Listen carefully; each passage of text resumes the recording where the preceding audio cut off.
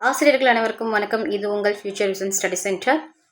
இன்றைக்கி நம்ம பிஜிடிஆர்பி வரலாற்று பாடத்திட்டத்தில் நியூ சிலபஸில் இருந்துட்டு யூனிட் 2 தான் பார்க்க போகிறோம். ஏற்கனவே இந்த யூனிட் டூவில் வந்து பார்ட் 1 பார்ட் 2 அப்படின்னு சொல்லிட்டு 2 வீடியோ நம்ம அப்லோட் பண்ணிட்டோம். இன்றைக்கி நம்ம பார்ட் 3க்கான வீடியோ தான் பார்க்க போகிறோம். ஓகேங்களா?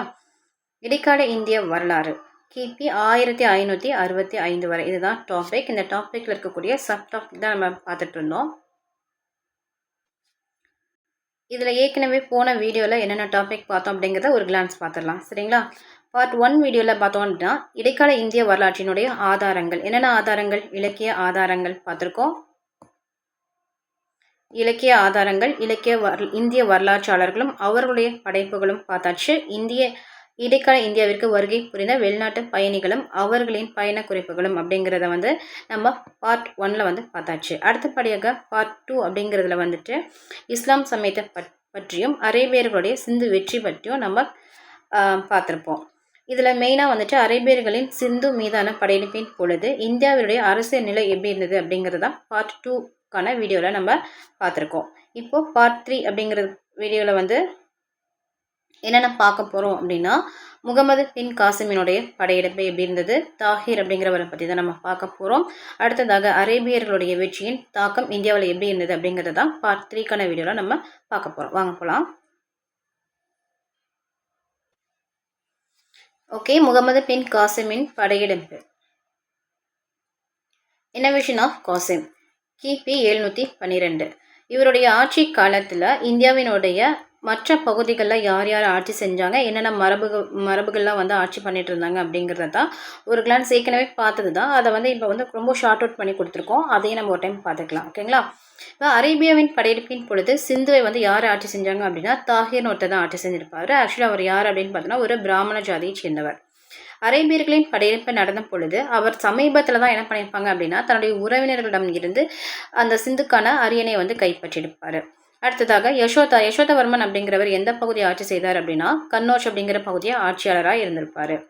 அடுத்ததாக கூர்ஜிடம் பிரதிகாரர்கள் எந்த பகுதியெல்லாம் ஆட்சி செஞ்சுருக்காங்க அப்படின்னா இந்தியாவினுடைய மத்திய பகுதியை மற்றும் மால்வா அப்படிங்கிற பகுதியை வந்து ஆட்சி செய்தவர்கள் யார் அப்படின்னா இந்த கூர்ஜிட பிரதிகாரர்கள் தான் ஆட்சி செஞ்சுருக்காங்க. அடுத்ததாக அரசர்களும் மரபுகளும் அப்படின்னு சொல்லிட்டு பார்க்கலாம். அடுத்து வந்து தாஹிர் அப்படிங்கிறவர் எந்த மரபை சேர்ந்தவர் அப்படின்னா சைந்தர் குலம், பிராமண குலம். ஓகேங்களா? அடுத்து வந்து கஜினி அப்படிங்கிறவர் யாமினி அல்லது கஜின வைடு குலம் அப்படிங்கிறது தான் வந்துட்டு கஜினியோட மரபாக இருந்தது.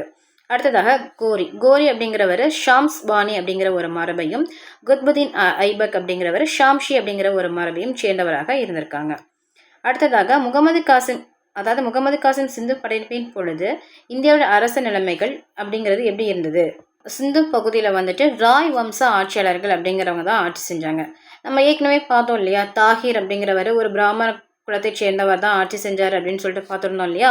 பட் அவர் தான் வந்து ஃபர்ஸ்ட் அரசர் அப்படிங்கிறது கிடையாது. இங்கே வந்து அதுக்கு முன்னதாகவே எந்த வம்சம் ஆட்சி செஞ்சிருக்கு அப்படின்னு பார்த்தோம்னா ராய் வம்சம் அப்படிங்கிறவர் தான் வந்தவங்க தான் வந்துட்டு சிந்து பகுதியை ஆட்சி செஞ்சுருக்காங்க. அவங்க எந்த காலகட்டத்தை ஆட்சி செஞ்சாங்க அப்படின்னா கிபி 485 முதல் 622 வரைக்குமே ஆட்சி பண்ணியிருக்காங்க. இவர்கள் ஆக்சுவலி யார் அப்படின்னு பார்த்தோம்னா சூத்திரர்கள். நம்ம தாஹிர் அப்படிங்கிறவர் வந்து யாருன்னு பார்த்தோம், பிராமணர்னு பார்த்தோம் இல்லையா. ஸோ அவங்களுக்கு முன்னதாக இருந்த அந்த ராய் வம்ச ஆட்சியாளர்கள் யாருன்னா சூத்திரர்களாக இருந்திருக்கிறாங்க. இவங்க என்ன மதத்தையும் சேர்ந்து பின்பற்றிருக்காங்க அப்படின்னா பௌத்த சமயத்தையும் சேர்த்து தான் பின்பற்றியிருக்காங்க.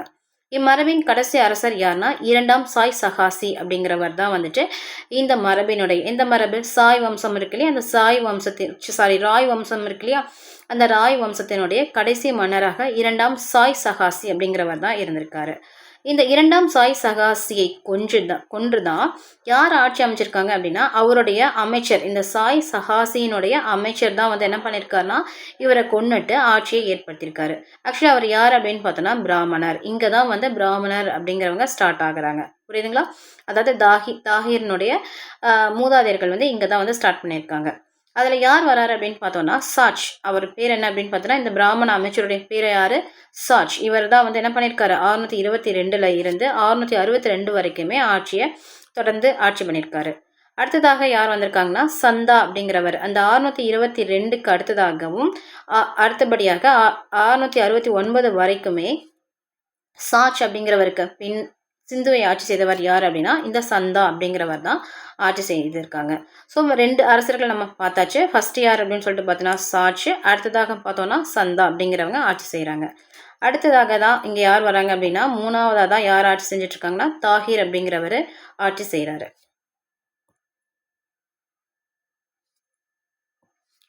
ஓகே, தாஹிருடைய ஆட்சி காலம் அப்படின்னு பார்த்தோன்னா தாஹிர் கிபி 708 முதல் 712 வரைக்கும் ஆட்சி செஞ்சிருக்காரு. சிந்துவின் தலைநகர் என்ன பகுதி? சிந்துவின் தலைநகர் அப்படின்னு சொல்லிட்டு சொல்லக்கூடிய பகுதி என்ன அப்படின்னா அலோர் அல்லது அரூர் அப்படின்னு சொல்லுவாங்க. ஆக்சுவலி இது ஒரு பிஜிடிஆர்பி கொஸ்டின், ஓகேங்களா? ஸோ இது இம்பார்ட்டண்ட், சிம்பிளாக கேட்டுருவாங்க சிந்துவின் தலைநகர் என்ன அப்படின்னு சொல்லிட்டு, ஓகேங்களா? ஸோ அலோர் அல்லது அரூர். இப்போது காஷ்மீர், காஷ்மீர் பகுதியை அந்த டைமில் வந்து யார் ஆட்சி செஞ்சாங்க அப்படின்னா சந்திர பிரதான் அப்படிங்கிறவர் ஆட்சி செஞ்சிருக்காரு. சிந்து பகுதியை யார் ஆட்சி செஞ்சாங்க? தாஹிர் அப்படிங்கிறவர் ஆட்சி செஞ்சிருக்காரு. At the same time Kashmir அப்படிங்கிற பகுதியை சந்திர பிரதான் அப்படிங்கிறவர் ஆட்சி செஞ்சிருக்காரு. இவங்க எந்த மரபை சேர்ந்தவர்கள் அப்படின்னா கார்கோடா அப்படிங்கிற ஒரு மரபை சேர்ந்தவர்கள். அடுத்ததாக கன்னோசி அப்படிங்கிறது யசோகவர்மனால் ஆட்சி செய்யப்பட்டது. இவங்க எல்லாருமே யார் அப்படின்னு சொல்லிட்டு பார்த்தோம் அப்படின்னா தாஹீருடைய ஆட்சி காலத்தில் சமகாலத்தில் காஷ்மீரையும் கன்னோசியையும் சாளுக்கியர்கள் அப்படிங்கிறவங்க தக்கான பகுதிகளையும் பல்லவர்கள் இவங்க எல்லாமே அட் த சேம் டைமில் ஆட்சி செஞ்சவங்க, ஓகேங்களா? ஸோ கன்னோசி அப்படிங்கிறவர் யாரால் ஆட்சி செய்யப்பட்டது? யசோகவர்மனால் ஆட்சி செய்யப்பட்டது. சாளுக்கியர்களில் வந்து எந்த அரசர் ஆட்சி செஞ்சுட்டு இருந்தார் அப்படின்னா விஜயாதித்யன் அப்படிங்கிறவர் தான் ஆட்சி செஞ்சிருக்காரு. இவருடைய காலகட்டம் அப்படின்னா 696 இருந்து 733 வரைக்கும் ஆட்சி செஞ்சிருக்காரு. பல்லவர்கள், தக்கான பகுதியில் பல்லவர்கள் அப்படிங்கிறவங்க பல்லவர்களில் 2ஆம் நரசிம்ம பல்லவன் அப்படிங்கிறவர் தான் ஆட்சி செஞ்சிருப்பாரு. இவருடைய இன்னொரு நேம் தான் ராஜசிம்மன். 2ஆம் நரசிம்ம பல்லவன் அல்லது ராஜசிம்மன் அப்படிங்கிறவரால் ஆட்சி நடைபெற்று கொண்டிருந்தது. எந்த வருஷம் அப்படின்னு பார்த்தோம்னா கிபி 695 இருந்து 728 வரைக்கும் ஆட்சி நடைபெற்றது, ஓகேங்களா? ஓகே, இப்போ அதாவது தாஹீருடைய ஆட்சி காலத்தில் மற்ற பகுதிகளை யாரெல்லாம் ஆட்சி செஞ்சாங்க அப்படிங்கிறத பார்த்தாச்சு. ஓகே, இப்போ தாகிரோட காலத்தில் அரேபியர்கள் வந்து படையெடுத்து வந்தார்கள் அப்படின்னு நம்ம சொல்கிறோம் இல்லையா? ஸோ தாகிர் காலத்தில் தான் அரேபியர்கள் படையெடுத்து வந்தாங்களா அப்படின்னா கிடையாது. ஆக்சுவலாக அதுக்கு முன்னதாகவே என்ன பண்ணியிருக்காங்கன்னா சிந்துவின் மீது அரேபியர்களுடைய படையெடுப்பு அப்படிங்கிறது தொடர்ந்து நடைபெற்று கொண்டு தான் இருந்தது. ஸோ வாங்க யாருங்கிறத நம்ம பார்க்கலாம். முதல் படையெடுப்பு அப்படின்னு சொல்லிட்டு பார்த்தோன்னா கிபி 637 கலிஃபா உமர் காலம். நம்ம ஏற்கனவே வந்து பார்த்தோம் இல்லையா, இஸ்லாம் சமயத்தில் வந்துட்டு பார்த்துருப்போம். அதில் வந்துட்டு கலிஃபாக்களில் வந்து அவங்களுடைய மரபு வழிகளை யாரெல்லாம் வந்தாங்க அப்படின்னு சொல்லிட்டு பார்த்துருப்போம் இல்லையா? ஸோ அதை நம்ம போன வீடியோவில் நம்ம பார்த்துருப்போம். அதை ஒரு டைம் பார்த்துட்டு வந்தீங்கன்னா உங்களுக்கு இது ரொம்ப ஈஸியாகவே புரிய ஆரம்பிச்சிடும். ஸோ கிபி 637 கலிஃபாவாக இருந்தவங்க யாருன்னா உமர். இந்த உமருடைய காலகட்டத்தில் சிந்துவின் மீது படையெடுத்திருக்காங்க. ஆக்சுவலி அது என்ன ஆயிடுச்சு அப்படின்னா தோல்வியில் முடிஞ்சிருக்கு. அடுத்ததாக கிபி 664 உஸ்மானுடைய காலம். உஸ்மான் அவர் தான் வந்துட்டு கலிஃபாவாக இருக்காரு. ஸோ அவருடைய காலகட்டத்தில் அரேபியர்களோட படை அப்படிங்கிறது மக்ரான் மற்றும் சிந்துவை கைப்பற்றியது. ஆனால் என்ன பண்ணிக்கல, நிலையான ஒரு ஆட்சி அப்படிங்கிறது அங்கே நடைபெறவே இல்லை. அடுத்ததாக கிபி 659 கலிஃபாவாக யார் இருக்காங்கன்னா அலி அப்படிங்கிறவருடைய காலமாக இருந்திருக்கு. இவருடைய பீரியடில் அல்லாரிசு அப்படின்னு சொல்லக்கூடிய அரேபிய படைத்தளபதியை எங்கே அனுப்பிச்சிருக்காங்கன்னா சிந்துவை கைப்பற்றுவதற்காக அனுப்பிச்சிருக்காங்க. பட் என்ன ஆச்சு அப்படின்னு சொல்லிட்டு பார்த்தோம்னா 662 சிந்து மக்களால் இந்த அல்லாரிசு அப்படிங்கிற அரேபிய படைத்தளபதி கொல்லப்பட்டுட்டார், ஓகேங்களா? அடுத்ததாக கிபி 664 கலிஃபா யார் இருக்காங்க? மௌலியா அப்படிங்கிறவருடைய காலகட்டமாக இருந்திருக்கு. இவங்களுடைய காலகட்டத்தில் அல் முஹலாம் அப்படிங்கிற படைத்தளபதியை சிந்துவை கைப்பற்ற அனுப்புகிறாங்க. பட் அப்போ என்ன ஆகுது அப்படின்னு பார்த்தீங்கன்னா அதுவும் என்னாச்சு, தோல்வியில் முடிவிட்டுறாச்சு.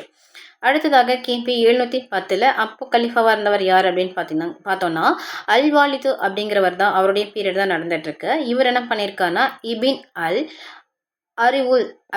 அறிவுல் பக்தி அப்படிங்கிறவரை மக்ரான் பகுதி இருக்கு இல்லையா, அந்த மக்ரான் பகுதி முழுவதையுமே கைப்பற்ற ஆக்சுவலி அனுப்பியிருக்காங்க.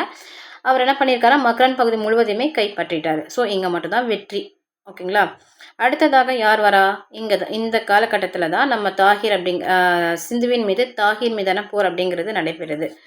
எப்போ? வருஷம் கிபி 711 நடக்குது. கிபி 711 எதனால தான் அந்த போர் நடந்தது அப்படின்னு சொல்லிட்டு பார்த்தோம்னா, கிபி 711 வாக்குல இலங்கை மன்னர் இருக்கார் இல்லையா, இவர் என்ன பண்ணியிருக்காரு, கலிஃபாவுக்கு நிறைய பரிசு பொருட்களை வந்து அனுப்பிச்சு வைப்பாங்க இல்லையா. எங்க அப்போல்லாம் வந்துட்டு எது மூலியமா அனுப்பிச்சு வைப்பாங்க அப்படின்னா கடல் வழியா தானே. ஆனால் என்ன ஆகுது அப்படின்னு பார்த்தீங்கன்னா, இந்த பரிசு பொருட்கள் எல்லாமே கொள்ளையடிக்கப்படுது. எந்த இடத்துல அப்படின்னா தேபல் அப்படின்னு சொல்லக்கூடிய ஒரு துறைமுகம். இந்த துறைமுகம் இன்னைக்கு என்னன்னு சொல்றாங்கன்னா கராச்சி துறைமுகம் அப்படின்னு சொல்லியிருக்காங்க. இந்த தேபல் துறைமுகத்தில் இருக்கக்கூடிய கடல் கொள்ளையர்கள்லாம் யார், எந்த நாட்டை சேர்ந்தவர்கள் அப்படின்னா சிந்து பகுதியை சேர்ந்தவர்களாக இருக்காங்க. சரிங்களா. ஸோ இந்த கடற்கொள்ளையர்களை நீங்கள் அடக்கலை அப்படிங்கிறதுக்காக என்ன பண்ணியிருக்காங்க, நீங்கள் அடக்க தவறிட்டீங்க அப்படிங்கிற ஒரு காரணத்துக்காக தான் என்ன பண்ணுறாங்க அப்படின்னா தாகிர் மீது 3 முறை வந்து அரேபியர்கள் படையெடுப்பு அப்படிங்கிறது நிகழ்த்தப்பட்டிருக்கு.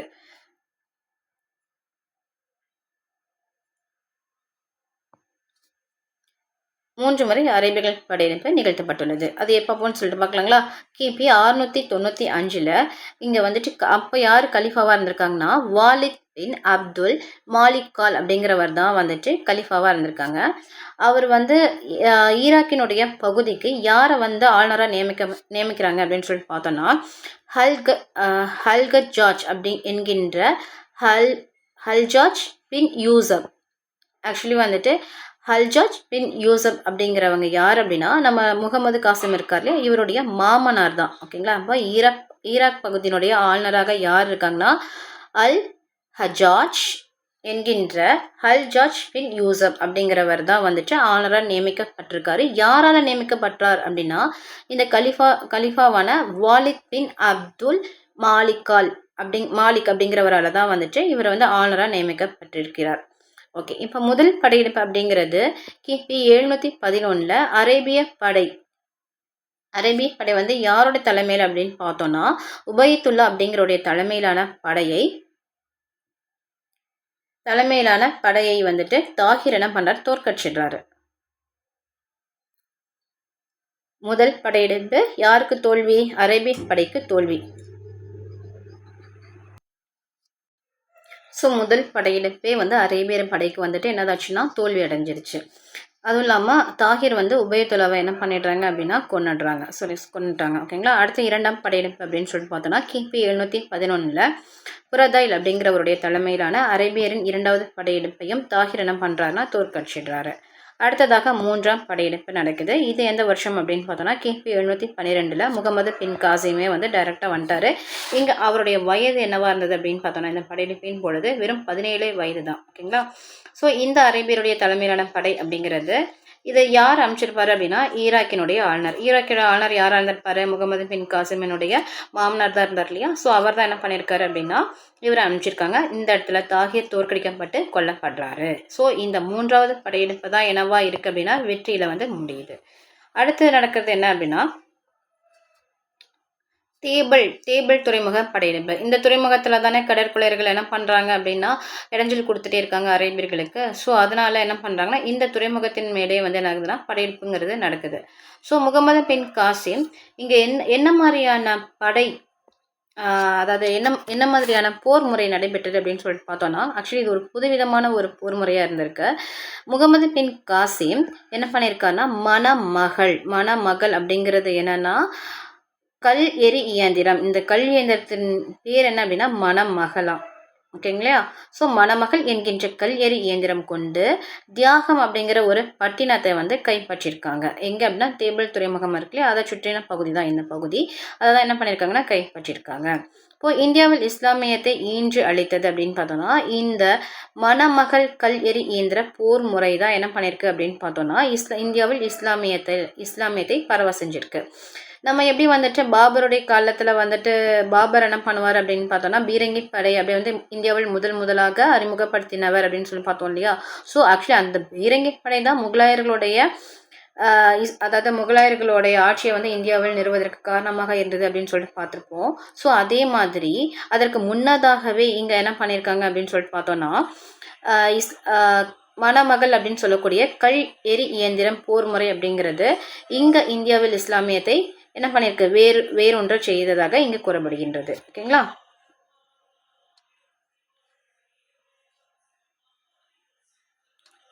சாரி.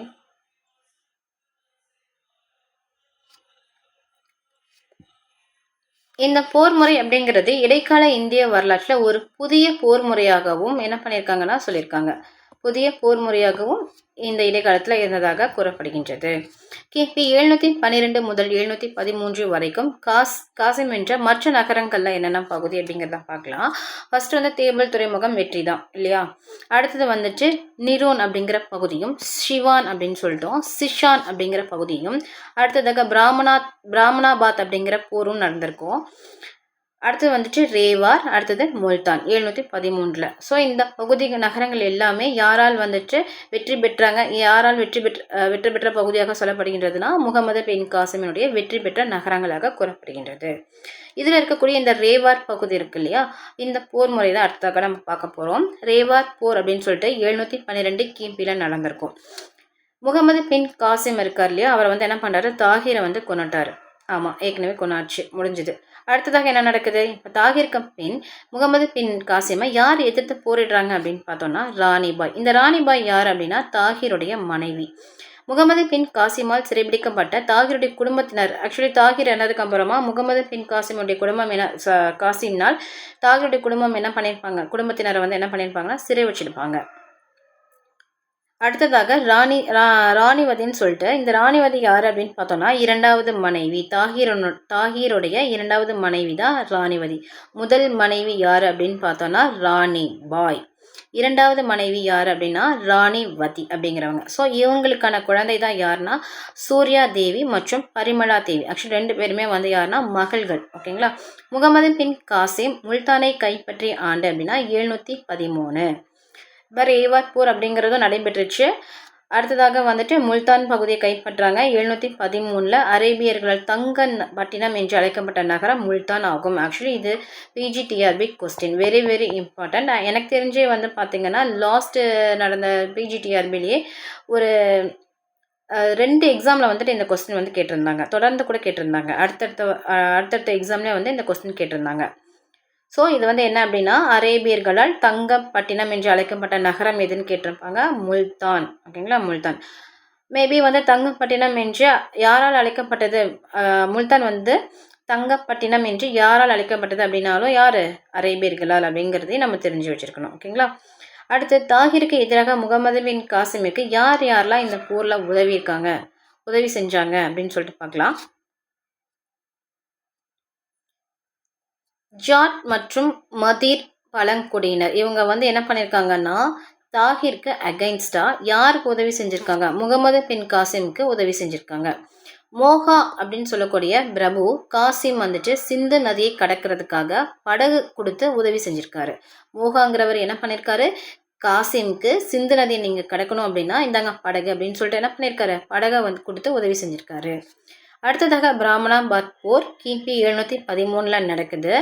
இங்கே வந்து யாருக்கிடையே போர் நடக்குது அப்படின்னா தாகிருடைய மகன் ஜெயசிம்மர். ஆக்சுவலி வந்து நம்ம இரண்டாம் மனைவிக்கு 2மே வந்து மகள்கள் தான் பார்த்துருப்போம். மேபி இவங்க வந்து யாராக இருந்திருக்கக்கூடும்னா முதல் மனைவிக்கான மகனாக இருந்திருக்கலாம். ஜெயசிம்மர் காசிமால என்ன பண்ணுறாங்க, தோற்கடிக்கவும் பண்ணுறாரு. ஆக்சுவலி இங்கே என்னாச்சு அப்படின்னா தோல்வி தான் யாருக்கு, ஜெயசிம்மருக்கு. சரிங்களா. அடுத்ததாக முகமது பின் காசிம் இறக்க காரணமானவர்கள் அப்படின்னு சொல்லிட்டு பார்க்கலாம், யார் அப்படின்ட்டு. கிபி 715 இது நடக்குது.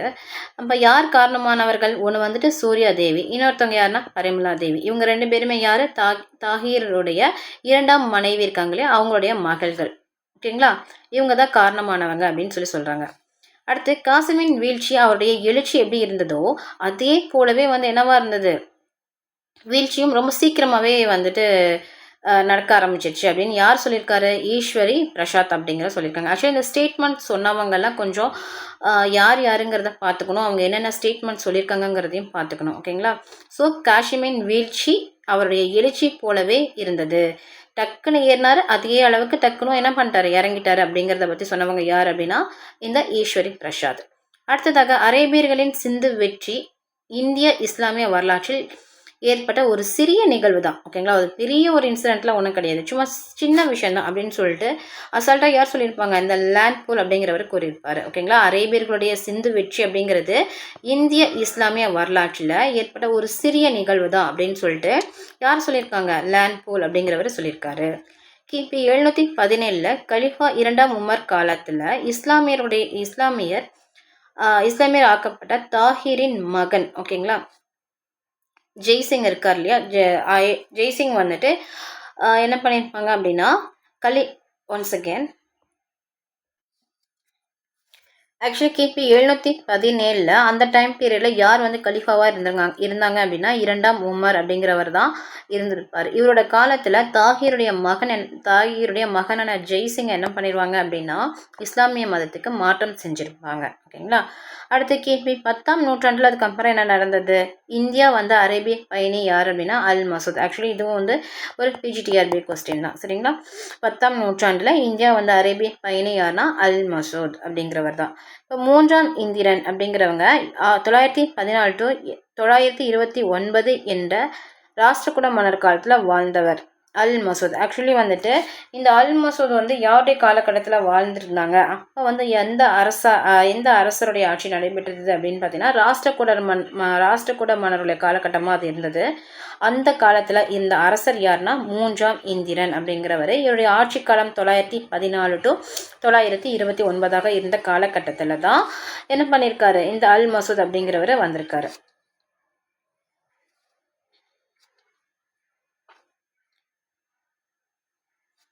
ஓகே, இப்போ வரைக்கும் வந்து முகமது பின் காசிமினுடைய தகவல்கள் எல்லாத்தையுமே பார்த்தாச்சு. இப்போ வந்து காமனாக அரேபியர்கள் வந்து நம்ம இந்தியாவில் வந்துட்டாங்க, வெற்றியும் பெற்றுட்டாங்க. இப்போ அவங்களுடைய வெற்றியின் காரணமாக நம்ம இந்தியாவில் என்னென்ன தாக்கங்கள்லாம் ஏற்பட்டது அப்படிங்கிறத தான் நம்ம இந்த டாபிக்கில் வந்துட்டு பார்க்கலாம். அரேபிய வெற்றியின் தாக்கம் எப்படி இருந்தது அப்படின்னா, இந்தியாவில் அரேபிய ஆட்சி முறை எத்தனை வருஷம் இருந்தது, கிபி 712 ஆரம்பிச்சு 871 வரைக்குமே இவருடைய ஆட்சிங்கிறது இந்தியாவில் இருந்திருக்கு. இந்தியாவில் அரேபிய ஆட்சி முறையை நிறுவியவர் யாரு, முகமது பின் காசிம். சிந்துவில் காசிமினுடைய ஆட்சி வந்துட்டு எவ்வளவு காலகட்டம் இருந்ததுன்னா 713 715 வரைக்கும் தான் இருந்தது. சிந்துவில் முகமது பின் காசிம் தாம் வென்ற பகுதிகளை பல இக்தானா என்னது மாவட்டம் சொல்லுவாங்க, வட்டங்கள் அப்படின்னா வட்டம் அப்படின்னு சொல்லுவாங்க. ஓகேங்களா. ஸோ தன்னுடைய ஆட்சி பகுதிகளை என்ன பண்ணியிருக்காங்கன்னா பல இக்தாக்களாகவும் வட்டங்களாகவும் பிரிச்சிருக்காரு. ஆட்சித்துறையில் பெரும்பாலான பதவிகளில் யாரை நியமிச்சிருக்காங்க அப்படின்னு பார்த்தீங்கன்னா பிராமணர்களை தான் நியமிச்சிருக்காங்க. இந்தியாவில் வாழ்ந்த இந்துக்களுக்கு பாதுகாக்கப்பட்ட மக்கள் சிம்மிகள் என்ற 2ஆம் தர அந்தஸ்தை கொடுத்துருக்காங்க. இதுவும் வந்து ஒரு பிஜிடிஆர்பி கொஸ்டின் தான், சரிங்களா. பிஜிடிஆர்பி கொஸ்டின் ஸோ ரொம்ப இம்பார்ட்டன்ட். சிந்துவில் வாழ்ந்த இந்துக்களுக்கு பாதுகாக்கப்பட்ட மக்கள் சிம்மிகள் என்ற 2ஆம் தர அந்தஸ்து வழங்கப்பட்டது யாருடைய காலகட்டத்தில்னா இந்த முகமது பின் காசிமுடைய காலகட்டத்தில் தான். ஓகேங்களா. கிராம ஊராட்சிகள் இந்துக்களிடமே இருந்துச்சு. அதாவது ஆட்சியின் மையம் அப்படிங்கிறது முகமது பின் காசிம் கிட்ட இருந்தாலும் இவர் என்ன பண்ணியிருக்காருன்னா கிராம உள்ளாட்சிகள் அப்படிங்கிறது இந்துக்களிடமே இருந்தது. அவங்களுடைய பவர் அப்படிங்கிறது அவங்க கிட்ட தான் இருந்திருக்கு. ஸோ அதில் அரேபியர் என்ன பண்ணல அப்படின்னா தலையிடவில்லை அப்படிங்கிறது ஒரு நல்ல ஒரு விஷயம் தான் இல்லையா. அடுத்தது, இந்தியாவில் முதலாக இஸ்லாம் மதத்தை பின்பற்றாத இந்தியர்களிடம் இருந்து ஜெஸ்ஸியா வரி அப்படிங்கிறது இங்கே தான் வசூலிக்கப்படுது, இங்கே தான் ஆரம்பிக்கப்படுது.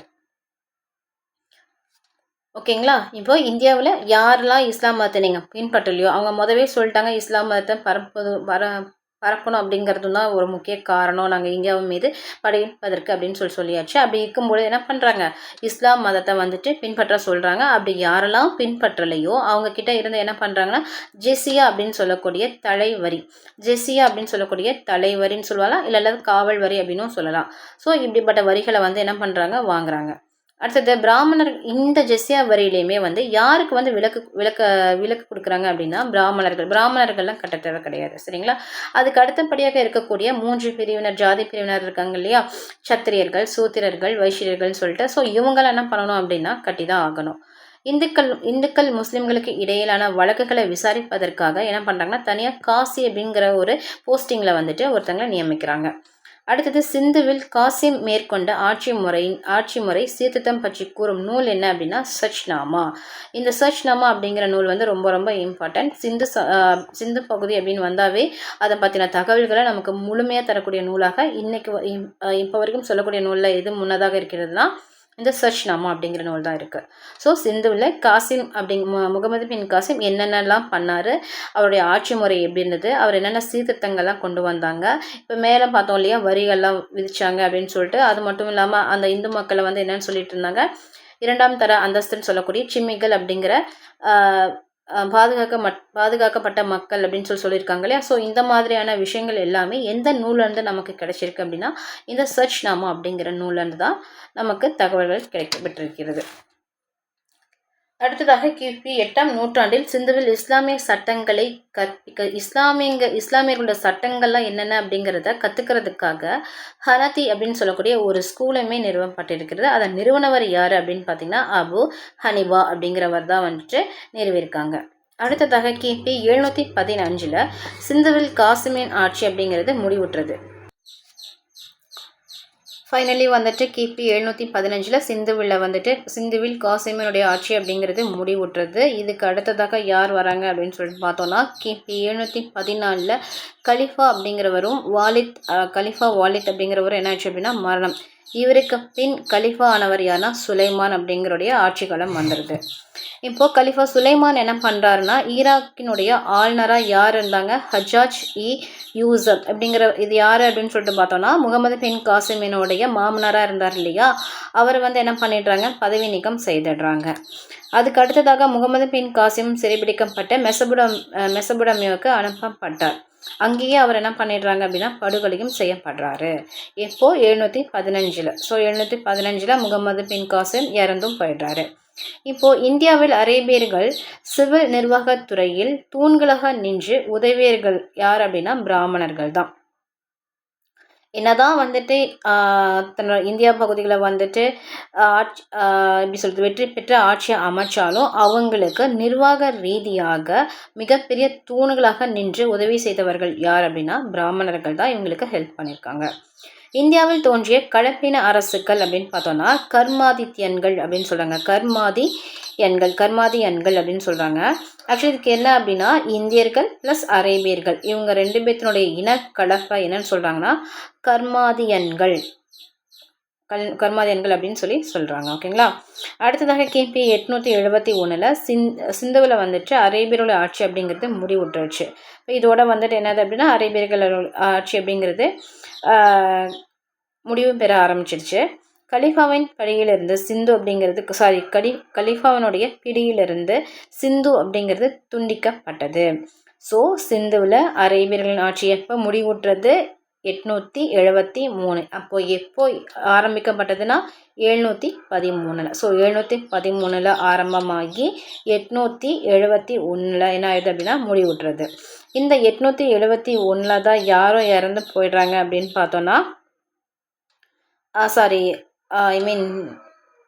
எப்போ காசிம் படுகொலை செய்யப்படுறாரு அப்படின்னு பார்த்தோன்னா 715. அதனால தான் நம்ம என்ன பார்த்துருப்போம் அப்படின்னா முகமது பின் காசிமின் இந்தியாவினுடைய ஆட்சி காலம் அப்படிங்கும்போது 713 இருந்து 715 வரைக்கும் அப்படிங்கிறத நம்ம பார்த்துருப்போம். ஃபைனலி அரேபியருடைய ஆட்சி அப்படிங்கிறது 871 முடிவுற்றாச்சு. கலிஃபா கிட்ட இருந்து நம்ம சிந்து பகுதி அப்படிங்கிறது என்னது துண்டாக்கப்பட்டது, அதாவது பிரிக்கப்பட்டாச்சு. ஓகேங்களா. அவங்களுடைய கண்ட்ரோலில் இவங்க கிடையாது அப்படிங்கிறதா இங்கே சொல்கிறோம். இந்த மன்சுரான் அப்படிங்கிற நேம் எதுக்காக அப்படின்னா இந்த கர்மாத்தியர்கள் சொன்னோம் இல்லையா, இவங்க யார், இஸ்லாம் ப்ளஸ் அரேபியர்களே கூட்டு கலவை தான் சொல்லியிருந்தோம் இல்லையா. ஸோ இவங்கள தான் என்ன பண்ணுறாங்கன்னா மன்சுரான் அப்படின்னு சொல்கிறாங்க. இப்போது இந்த முல்தான் பகுதி இருந்தது இல்லையா, இந்த முல்தான் பகுதி மட்டும்தான் இஸ்லாமியர்களுடைய ஆட்சி பகுதியாகவே இருந்திருக்கும். இந்த முல்தான் பகுதியை தனித்தனியாக அரபுகள் என்ன பண்ணியிருப்பாங்க, அரேபியர்கள் ஆட்சி செஞ்சுருப்பாங்க. கிபி 1024 இந்த மன்சுரா அப்படிங்கிற பகுதி மற்றும் முல்தான் பகுதியில் நடைபெற்ற அரபு குலத்தின் ஆட்சியை கஜினி முகமது என்ன பண்ணுவார்னா வீழ்ச்சி அடைய செஞ்சிருவார். ஆக்சுவலி கஜினி முகமது யார், ஆக்சுவலாக ஒரு துருக்கியர் இல்லையா. அரேபியர்களுக்கு அடுத்து துருக்கியர்கள் தான் என்ன பண்ணுவாங்க, இந்தியாவின் மீது படையெடுத்திருப்பாங்க. ஸோ அந்த அரேபியர்களை என்ன பண்ணுறாங்க அப்படின்னா வீழ்ச்சி அடைய செய்கிறாங்க. யார், கஜினி முகமது. மன்சுரா மற்றும் முல்தான் பகுதியில் நடைபெற்ற அரபு குலத்தினுடைய ஆட்சி அப்படிங்கிறது யாரால் முடிவுக்கு கொண்டு வரப்படுது, கஜினி முகமதுவினால தான் முடிவுக்கு கொண்டு வரப்படுது. ஓகே. அடுத்ததாக அரேபியர்களின் ஆதிக்க விரிவாக்கத்திற்கு பெரும் தடைகளாக இருந்தவர்கள். மேபி அரேபியர்கள் நல்லா கொஞ்சம் கொஞ்சமாக இந்தியா ஃபுல்லாகவே என்ன பண்ணியிருக்கலாம் அப்படின்னா ஆக்குபை பண்ணியிருக்கலாம். ஆனால் அவங்கள அந்த மாதிரி வரவிடாமல் யாரெல்லாம் தடுத்திருக்காங்க அப்படின்னு சொல்லிட்டு பார்த்தோன்னா சாளுக்கியர்கள் மற்றும் ராஷ்டிரகூடர்கள் தடுத்திருக்காங்க. தக்காணம் பகுதியில் வடமேற்கு பகுதியில் இவர்கள் ஆண்டனர். ஓகே, அதாவது தக்காணம் இருக்குல்ல, அந்த தக்காணத்தினுடைய வடமேற்கு பகுதியில் ஆண்டவர்கள் தான் யாருன்னா இந்த சாளுக்கியர்கள் மற்றும் ராஷ்டிரகூடர்கள். மேற்கையும் கிழக்கையும் இந்திய வாணிபத்துடன் இணைத்தவர்கள் யார் அப்படின்னு பார்த்தோம்னா அரேபியர்கள். இந்தியாவில் அரேபியர்கள் ஆண்டு அப்படின்னா மொத்தம் 312 ஆண்டுகள் இவங்களோட ஆட்சி அப்படிங்கிறது நடைபெற்றிருக்கு. எங்க அப்படின்னு பார்த்தோம்னா இந்தியாவில். இந்த 312 வருஷங்கள் ஆண்டதில் நமக்கு என்னென்னலாம் சிறப்பான சில விஷயங்கள்லாம் நடந்தது அப்படின்னு பார்த்தோன்னா, அரேபிய மொழிகளில் மொழிபெயர்க்கப்பட்ட பல நூல்கள் மூலியமாக நம்ம இந்தியாவினுடைய பெருமை அப்படிங்கிறது உலகம் முழுவதுக்கும் பரப்பப்பட்டிருந்தது அப்படின்னு சொல்லியிருக்காங்க. இதில் எந்தெந்த நூல் முக்கியமாக அப்படின்னு சொல்லிட்டு பார்த்தோன்னா, பிரம்ம சித்தாந்தம். ஆக்சுவலி பிரம்ம சித்தாந்தம் அப்படிங்கிறது ஒரு குப்தர்களுடைய ஆட்சி காலத்தில் எழுதப்பட்ட ஒரு நூல். இது வானவியல் நூல்னு சொல்லுவாங்க. ஸோ இது யாரால் எழுதப்பட்டது அப்படின்னு பார்த்தோம்னா, பிரம்மகுப்தர் அப்படிங்கிறவரால் எழுதப்பட்ட நூல் தான் இந்த பிரம்ம சித்தாந்தம். இந்த நூலை எந்த மொழியில் மொழிபெயர்த்திருக்காங்க அப்படின்னா அரேபிய மொழியில் மொழிபெயர்த்து உலகறிய செஞ்சுருக்காங்க. அடுத்து காந்தா கதையகா அப்படிங்கிற ஒரு நூல். அடுத்தது சரகருடைய மருத்துவ நூல். ஆக்சுவலி சரகர் அப்படிங்கிற மிகவும் வரலாற்று முக்கியத்துவம் வாய்ந்த மருத்துவர்களில் இவரும் ஒருத்தராக இருந்திருப்பார். இவருடைய நூல்களும் என்ன பண்ணியிருக்காங்க அப்படின்னா அரேபிய மொழியில் மொழியாக்கம் செஞ்சுருக்காங்க. அடுத்ததாக பஞ்சதந்திர கதைகள். இதை யாருன்னா சுஷ்ருதா அப்படிங்கிறவர் தான் எழுதியிருப்பார். ஓகேங்களா, இது சுஷ்ருதா அப்படிங்கிறவர் எழுதப்பட்ட இந்த நூலும் அரேபிய மொழியில் மொழியாக்கம் செய்யப்பட்டுள்ளது. இவ்வாறு இந்திய தத்துவங்கள், கலைகள், அறிவியல்கள் போன்றவை ஐரோப்பியர்களுக்கு அறிமுகம் செய்தவங்களை யாருன்னா இந்த அரேபியர்கள் தான். அரேபிய படையெடுப்பின் விளைவாக என்னென்னலாம் நடந்தது அப்படின்னு பார்க்கலாம். சிந்துவில் முதலில் இஸ்லாமிய சமயம் அப்படிங்கிறது வேரூன்றியது யாரால் அப்படின்னா அரேபியர்கள் தான். ஸோ இஸ்லாமிய சமயம் இந்தியாவில் பரவுவதற்கு முதல் வழிகாட்டியே யாராக இருந்திருக்காங்க? அரேபியர்களாக தான் இருந்திருக்காங்க. இந்திய பண்பாடு அப்படிங்கிறது ஏற்கனவே பார்த்தோம் இல்லையா, இந்தியாவில் தத்துவங்களாக இருக்கட்டும், கலைகளாக இருக்கட்டும், அறிவியலாக இருக்கட்டும், வானவியல் சார்ந்த பல தகவல்களாக இருக்கட்டும், இது எல்லாமே அரேபியர்களுக்கு சென்றடைவதற்கு முக்கிய காரணமாக இருந்தவங்க யார் அப்படின்னா இந்தியாவினுடைய நம்ம இந்தியர்களுடைய பல பண்பாட்டு ரீதியான விஷயங்கள் அரேபியர்களுக்கும் தெரிய வந்ததற்கு காரணமான இருந்தவங்க யாருன்னா இந்த அரேபியர்கள் தான். ஐரோப்பியர்களுக்கு தெரிவதற்கு காரணமானவர்களே இந்த அரேபியர்கள் தான். அடுத்து இந்திய எண்முறை அப்படிங்கிறது ஐரோப்பியாவுக்கு சென்றது. சிந்துவில் அரேபியர்களுடைய வெற்றி கஜினி, கோரி ஆகியோரின் படையெடுப்புகளுக்கும் டெல்லி சுல்தானியம் ஏற்படவும் காரணமாக அமைந்தது. இவங்களுக்கெல்லாம் கஜினி முகமது கோரி மற்றும் டெல்லி சுல்தானியம் ஏற்பட்டது இல்லையா, இவங்களை எல்லாத்துக்குமே ஒரு முன்னோடியாக இருந்தவங்களை யார் அப்படின்னா இந்த அரேபியர்கள் தான். அரேபியர்கள் சிந்துவின் மீது பெற்ற வெற்றி தான் இவங்கெல்லாம் உள்ள வருவதற்கு ஒரு வழித்தடமாக அமைந்ததாக சொல்லப்படுகின்றது. ஓகேங்களா? ஓகே, இதுக்கப்புறம் இதோட இந்த லெசன் முடிஞ்சிடுச்சு. இதுக்கு அடுத்து வரக்கூடியதுன்னா துருக்கியர்களோட படையெடுப்பு அப்படிங்கிறத நம்ம அடுத்த வீடியோலாம் பார்க்கலாம். ஓகே டீச்சர்ஸ், இதெல்லாமே திரும்பி கண்டினியூவாக நீங்கள் ஒவ்வொரு வீடியோவும் மிஸ் பண்ணாமல் திரும்பி பாருங்கள். ஓகேங்களா? அப்போ தான் உங்களுக்கு சப்ஜெக்ட் நம்மளோட சிலபஸோடைய கண்டினியூட்டி தெளிவாக இருக்கும், நம்ம படிக்கிறதுக்கும் ஈஸியாக இருக்கும். இந்த இடத்துல ஒரு விஷயத்தை நம்ம பிரேக் பண்ணோம் அப்படின்னாலுமே என்ன இருக்காது அப்படின்னா நம்மளுடைய இந்த ஸ்டோரிக்கு ஒரு தெளிவான ஒரு தொடர்ச்சி இருக்காது. ஸோ ஓகே டீச்சர்ஸ், பாய்.